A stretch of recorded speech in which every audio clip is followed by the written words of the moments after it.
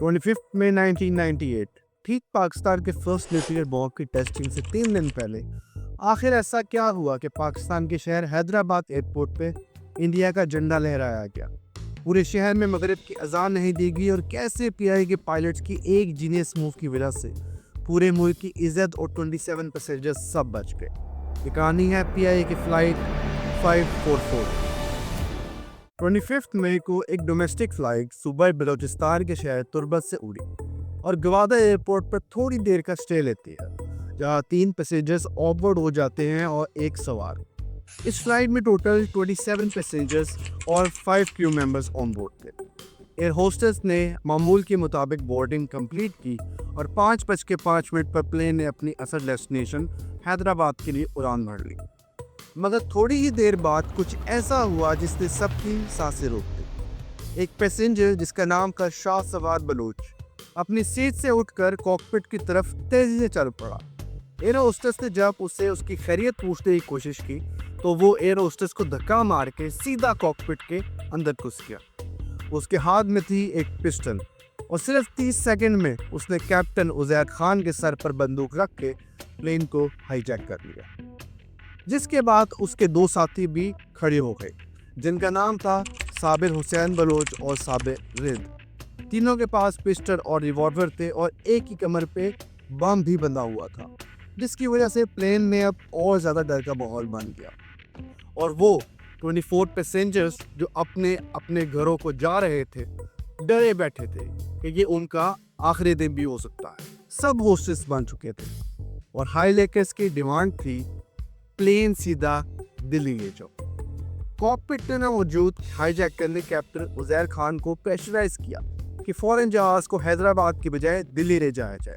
Sir पे pistol और 24 passengers की जान खतरे में होते हुए भी कैप्टन ने बहुत कामली जवाब दिया कि हमारे पास दिल्ली तक जाने का फ्यूल नहीं है और ना एयर स्पेस की परमिशन।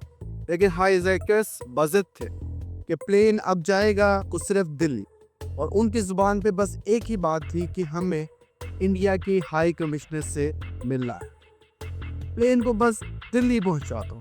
ऐसा माना जाता है कि वो प्लेन को न्यू दिल्ली में लैंड करके दुनिया का अटेंशन हासिल करना चाहते थे और उनको ये यकीन था कि इंडिया उनको सॉफ्ट कॉर्नर देगा। लेकिन यहाँ कुछ सवाल पैदा होते हैं कि ये लोग इतने कॉन्फिडेंट क्यों थे कि इंडिया ने उनको सॉफ्ट कॉर्नर दिया जाएगा।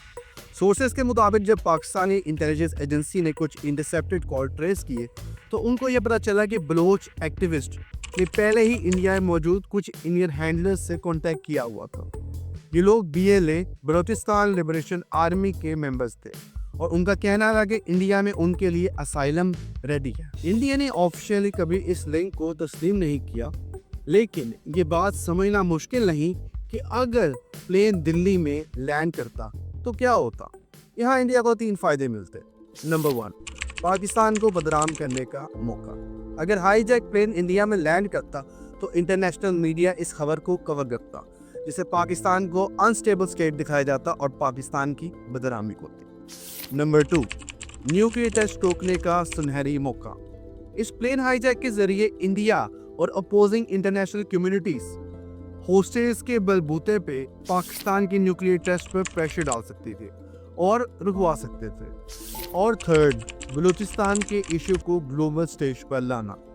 इंडिया लैंड करते ही हाईजैकर्स इंडियन प्रेस में इंटरव्यूज देते और बहुत ही सफाई से पूरी दुनिया के सामने पाकिस्तान को ऑपरेसर के रूप में दिखाया जाता। लेकिन ऐसा कुछ भी नहीं हुआ, क्योंकि इस बार ऊपर वाले करनी कुछ और थी। प्लेन में इतनी क्रूशियल और इंटेंस माहौल होने के बावजूद पीआई के पायलट्स के एक जीनियस आइडिया ने सब कुछ तबाह से बचा दिया, और वो आइडिया था हैदराबाद को बनाया जाए दिल्ली। हाईजैकर्स के प्रेशराइज करने पे और दिल्ली जाने की ऑर्डर पे पायलट ने जहाज के कुछ टर्न्स लेके हाईजैकर्स को ये यकीन दिला दिया कि वो दिल्ली जा रहे हैं। लेकिन फ्यूल की शॉर्टेज होते हुए कैप्टन उजैर ने मौका देखते ही एक ब्रिलियंट मूव किया। जब उन्होंने हाईजैकर्स को इंडियन मैप पे भुज के बारे में बात करते हुए सुना तो फौरन हैदराबाद एयरपोर्ट के जनरल मैनेजर को मैसेज किया कि उनको परमिशन दी जाए रिफ्यूलिंग के लिए बाय एड्रेसिंग देम एज भुज एयरपोर्ट, जिससे हाईजैकर्स को पूरा यकीन हो गया कि वो अब भुज इंडिया में है। ग्राउंड पे हैदराबाद एयरपोर्ट को पूरा डिस्गाइज किया गया। इंडियन फ्लैग्स लगाए गए, एयरपोर्ट साइनेज हटा दिए गए और टावर से प्लेन के साथ हिंदी एक्सेंट में कांटेक्ट इस्टेब्लिश किया गया। और कुछ ही देर बाद जब प्लेन लैंड करता है, हाईजैकर्स पुरजोश और इत्मीनान होकर समझ रहे होते हैं कि वो अब इंडिया में है। एयरपोर्ट में मौजूद ग्राउंड इंजीनियर सजाद अली को प्लेन में भेजा गया, जिससे नाम दिया गया मनोज कुमार। उसने एज अ निगोशिएटर उन हाईजैकर्स से बात की, उससे ट्रस्ट बिल्ड किया, डिमांड नोट की और बाहर आके पुलिस को सब ब्रीफ किया। क्योंकि कमांडोज अभी तक वहां नहीं पहुंचे थे, तो पुलिस के पास और कोई ऑप्शन नहीं था except for taking quick action. 3 सादे कपड़ों में पुलिस ऑफिसर्स ने हिंदू नाम लिया और प्लेन की तरफ चल पड़े। हाईजैकर्स से मिलते हुए SHO अपना नाम बताया, रामचंद्रा। ASI नईम कुरैशी बन गए गोपीचंद और हेड कांस्टेबल जिशान हैदर बने सुंदरलाल। ये ऑफिसर्स कॉकपिट में घुसे और मौका देखते ही हाईजैकर्स पर हमला बोल दिया।